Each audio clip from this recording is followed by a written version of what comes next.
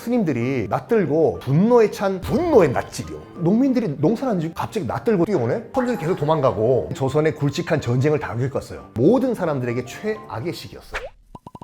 네, 안녕하십니까. 역사 스토리텔러로 지금 활약을 하고 있는 썬킴 인사드리겠습니다. 1580년대생이 가장 생고생한 이유가 뭐냐면 우리가 알고 있는 조선의 굵직한 전쟁을 다 겪었어요. 1592년 임진왜란 겪었죠. 그 다음에 정유재란 겪었죠. 그리고 정묘호란, 병자호란 다 겪었죠. 병자호란도 큰 피해를 우리가 입었지만 병자호란은 인조가 이제 그 삼전도에서 굴욕을 당한 거 굉장히 빨리 치고 빠졌어요. 물론 수많은 우리 백성들이 이제 그 당시에 청나라의 수도였던 심양이 끌려가가 고생을 했지만 실질적으로 정말 피해가 엄청 컸던 것은 임진왜란과 정유재란 7년간의 전쟁이라고 말씀드리지 않습니까? 그 백그라운드를 말씀드릴게요. 당시 일본 같은 경우에는 도요토미 히데요시가 100년간의 전국시대를 통일시켰습니다. 100년 동안 전투를 했어요. 그러니까 많은 사람들이 임진왜란을 도요토미 히데요시가 이제 일으킨 이유가 그 수많은 영주들이요. 지금은 도요토미 히데요시 밑에서 무릎을 꿇었지만 불과 얼마 전만 하더라도 독립국의 수장들이었잖아요. 지금은 약간 머리를 숙이는 척하고 있지만 언젠가는 또 틈이 보이면 치고 올라올 것이다. 그래서 저들의 불만을 외부로 돌리기 위해 가지고 임진왜란을 일으켰다라는 말도 있죠. 맞습니다. 그것도 맞지만 더 실질적인 이유가 있어요. 100년 동안 전투를 했어요. 전쟁을요. 우리 할아버지도 전쟁, 아버지도 전쟁, 나도 전쟁이에요. 근데 갑자기 평화의 시대가 왔지 않습니까? 사무라이들이 실업자가 된 거예요. 그걸 못 받아들인 거야. 뭐야? 할아버지도 칼 들고 싸우고 아버지도 싸우는데 난 이제 뭐하니? 우리가 그러면 책에서만 봤던 실업자란 사람이야 우리가?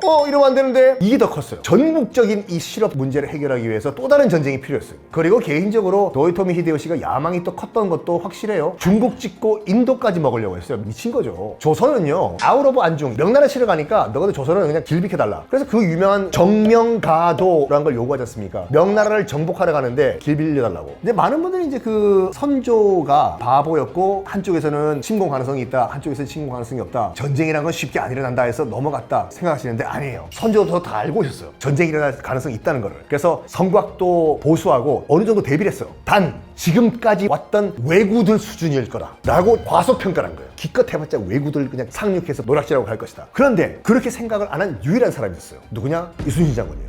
이순신 장군이 세작이라고 하지 않습니까? 스파이를 통해서 들은 정보에 따르면 이거는 왜구 수준이 아니라 대규모 침공이 있을 거라는 걸 파악을 해요. 그러면서 모든 걸 대비를 합니다. 어떻게 대비하냐면 일본군이 타고 올 배는 새끼분해라고 일본 배인데요. 밑이 뾰족한 이런 배예요. 그러다 보니까 배가 빠를까요? 느릴까요? 굉장히 빠르겠죠. 샥! 돌진해요. 왜냐면 일본 당시 해전의 양상은 이거였어요. 함포 사격이 아니라 빨리 적선에 다가가서 적선 가판에 뛰어 올라서 가판 위에서 칼들 사무라이 칼 싸움한다 이거거든요. 그래서 일본 배는 무조건 빨리 달리게 설계가 되었어요. 근데 요게 단점이 뭐냐면 스탑이 안 돼요. 너무 빠르다 보니까. 슝! 그리고 좌우 레프트 앤 라이트는 안 돼요. 뒤집혀지죠. 이렇게. 이걸 딱 보고 이순신 장군이 요거를 제압할 수 있는 우리 배를 만들자 해서 만든 것이 평저판옥선이라는 배입니다. 말 그대로 밑이 평평해요. 판옥선, 두꺼운 나무로 튼튼하게 배를 만들어요. 단점은 뭐냐면 느려요. 근데 장점은 뭐냐면 제자리에 서서 360도 회전이 가능해요. 그리고 여러분 이거 꼭 기억하세요. 임진왜란은요 우리가 이긴 전쟁이에요. 많은 분들이 임진왜란 졌다고 생각하시는데 아니에요. 마지막 노량해전 있지 않습니까? 마지막으로 튀는 일본군들을 잡으려고 하다가 전사하셨잖아요. 일본은 도망갔어요. 도망가고 일본은 정권이 바뀌어요. 임진왜란에서 져서 도요토미 히데요시 세력이 무너지고 도쿠가와 이에야스가 집권을 해요. 원군 보내줬던 명나라도 임진왜란 이 파병 여파로 40년 후에 나라가 망합니다. 명나라가요. 근데 우리나라는 참 우리 민족의 끈질김 이 생명 능력은 뭐라고 해야 될지 임진왜란, 정유재란 다 겪고 정묘호란, 병자호란을 겪으면서도 나라는 그대로 유지를 하잖아요.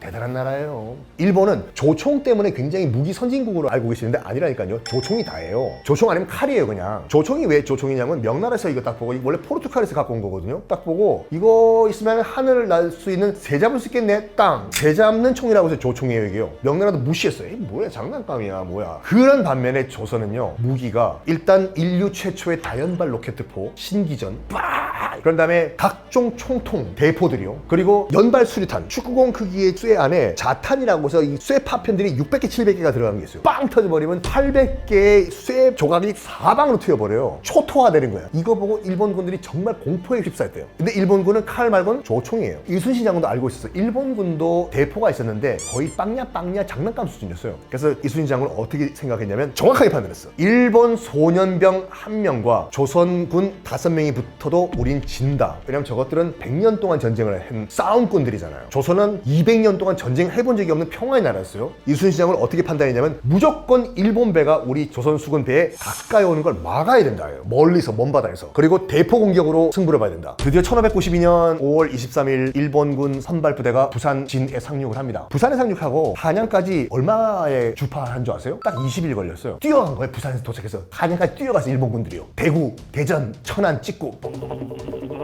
왜냐면 영주 잡으러 선조. 왜냐면 얘네들은요 전국시대 때 A란 영주랑 B란 영주랑 싸우죠. 지죠. 어떤 영주가 도망 안 가요. 할복해요. 영주가 튄다는 건 상상도 못했어. 근데 딱 한양에 들어와 보니까 고니시 유키나가와 가토 기요마사가 영주가 튀었네? 저것들끼리 멘붕이 온 거예요. 영주가 튀는 게 가능하나 됐을까? 와다시가 모른다 됐어. 그래서 계속 개성 평양 잡으러 간 거예요. 영주를 잡아야지 전쟁 끝나니까. 선조는 계속 도망가고. 그리고 임진왜란에서 도요토미 히데요시가 결정적으로 변수를 하나 계산을 못한 게 있어요. 의병. A란 영주랑 B란 영주가 벌판에서 싸우잖아요. 농민들은요 벤또 들고 올라가서 언덕에서 밥 먹으면서 구경해요. 이겨라 이겨라 파이터 하면서. 왜? 전쟁은 사무라이들만 하는 거거든. 농민은 전쟁과 상관이 없어. 이걸 모르고 간 거예요, 일본군이. 근데 갑자기 낯들고 뛰어오네? 이해 안 간 거예요. 왜 농민들이 농사를 안 짓고 왜 전쟁을 왜 하냐? 더 멘붕이 온 게 뭔지 알아요? 스님들이 낯들고 달려오는 거예요. 승병들. 난다고 그래요. 목탁 낯들고 낯들고 달려온다 됐을까? 분노의 낯질이라는 표현을 썼어요. 산속에는 산사에서 스님들이 낯들고 분노에 찬 얼마나 그 산속에 잡초들 많겠습니까? 잡초를 이 나무 아미타불 반야심경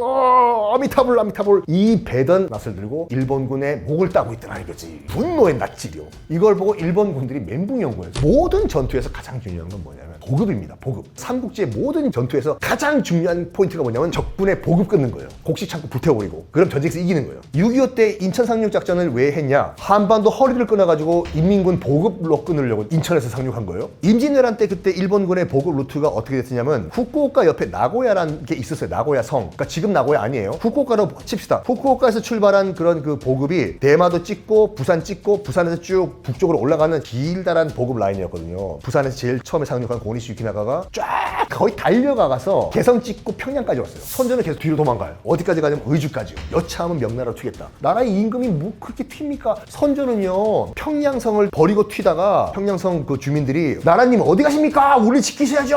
하고 있는데 그렇게 따지는 우리 백성을 죽였어요. 선조는 비키라고. 의주까지 갔어요. 여차하면 명나라 튀겠다고. 근데 바로 코앞에까지 고니시 유키나가가 온 거예요. 평양까지. 그때 고니시 유키나가가 편지를 보냅니다. 선조한테. 놀리는 편지였어요. 조선 임금이시여 평양까지 왔습니다. 우리 일본군. 그리고 곧 우리 일본군 증파가 된 병력 10만이 온다고 하는데 어디로 가시겠습니까? 우리 선조께서는 명나라로 튀실 건가? 선조도 멘붕이 온 거예요. 이제 어디로 튀어야 되냐? 진짜 명나라로 가야 되나? 근데 평양에서 주둔하고 있던 일본군이 안 올라와요. 평양에서 쓰다. 왜 안 올라오지? 자기들도 몰라. 조금만 며칠만 튀어 올라오면 의주인데 암록강인데 왜 안 오지? 남쪽에서 누군가 바다에서 일본군의 보급을 끊어버린 거예요. 바로 이순신 장군이요. 이순신 장군이 이제 첫 번째 해전인 옥포 해전에서 일본군을 박살냅니다. 그 보고가 도요토미 히데요시까지 가요. 격분해요. 도요토미 히데요시가. 뭐? 누구라고? 이순신? 그게 누구냐? 그랬더니 일본군 수뇌부도 당황해요. 정보를 수집해보니까 권율과 신립 등등은 나오는데 이순신은 누군지 모르겠습니다. 저도 모릅니다. 죄송합니다. 근데 그 옥포 해전부터 시작해서 사천 해전 등등등의 이순신 장군은 신이에요. 23전 23승이었어요. 한 번도 안 졌습니다. 누구냐고 파악하라고. 그랬더니 이제 이순신이라는 정보가 좀 취합된 다음에 도요토미 히데요시가 누구를 불러요? 와키자카 야스하루라는 원래 해적 집안 출신의 해적을 부릅니다. 해적 장수였는데 영화 명량에서는 조진웅 씨가 연기를 했을 거예요. 이순신. 그것만 해요. 이순신.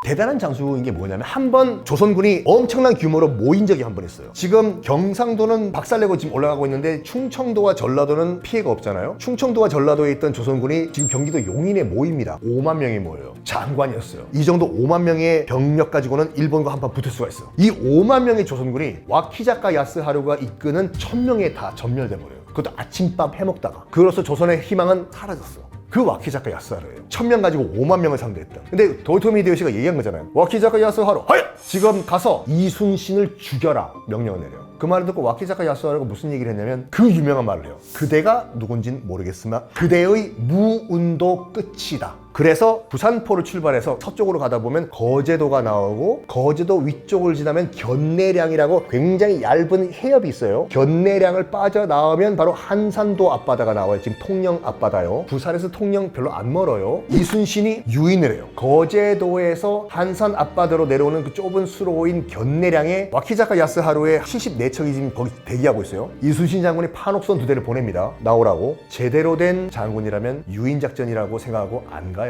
와키자카 야스하루는 무시했어요. 야, 저것들 까불고 있네. 총공격 하나 됐어 해서 내려와요. 물론 이때 그 원균이 이런 말을 합니다. 이순신 장군 보고, 이순신 장군 뭐합니까? 지금 저 견내량에 들어가가지고 박살 냅시다. 그때 이순신 장군이 한숨을 쉬면서 나중에 난중일기에 이런 말을 씁니다. 원균이란 자는 기본적인 병법조차 모르는 바보다. 그 좁은 견내량에 들어가면 일본군도 있고 수군도 있고 조선의 판옥선에 들어가면 난장판 돼서 다 뻥이야예요. 이건요. 이순신 장군은 최대한 일본군을 한산도 먼 바다로 유인을 하려고요. 왜 그런 줄 알아요? 정말 눈물 나는 스토리라니까요. 거제도에서 싸우면 일본 패장군들이 거제도에 상륙할 거 아니에요. 조선 백성 죽인다고. 또 통영 앞바다에서 싸울까도 생각해봤어요. 거기도 만약 지면은 일본 패장병들이 통영에 상륙해서 백성들 죽일 거라고. 최대한 먼 바다로 끌고 와서 먼 바다에서 작살내자요. 그래서 한산도 앞바다까지 끌고 나온 거예요. 이순신 장군이요. 따라왔어요. 와키자카 야스하루가 잡아라 조선군. 모든 와키자카 야스하루의 74척의 전함이 다 거제도 지나서 통영 지나가지고 한산도 앞바다 그 넓은 바다까지 왔습니다. 나와보니까 저 멀리서 조선 수군들이 옆으로 좌우로 쫙 펼쳐지는 거예요. 이른바 하객진이 펼쳐집니다. 쫙. 그러면서 조선의 판옥선들이 일제히 옆으로 틀어요. 90도. 그리고 일제히 십자포와 한포 사격합니다. 빵! 그런데 아까 말씀드렸죠. 판옥선의 장점 한 자리에서 360도 회전이요. 이쪽에서 팡 쏘고 돌아요. 돈 다음에 또 다른 쪽에서 또 빵 쏘고 또 돌고 계속 360도 제자리에서 회전하면서 십자포안을 날린 거예요. 이순신 장군의 판옥선들이요. 전멸을 해버려. 와키자카 야스하루 일본 수군이. 자기도 평생 수군에서 잔뼈가 굵은 사람인데 저런 전법은 처음 봤다예요. 와키자카 야스하루도 바다에 빠져요. 패잔병 한 200명과 함께 한산도에 기어오릅니다. 지금은 한산도는 유인도지만 당시는 무인도였거든요. 그래 이순신 장군이 얘기합니다. 한산도를 포위하라고. 그리고 저 일본 왜군들 다 굶어 죽이게 만들어라. 우리 땅을 도륙한 놈들이다 해요. 그리고 그 명령을 누구한테 내리냐면 원균한테 내려요.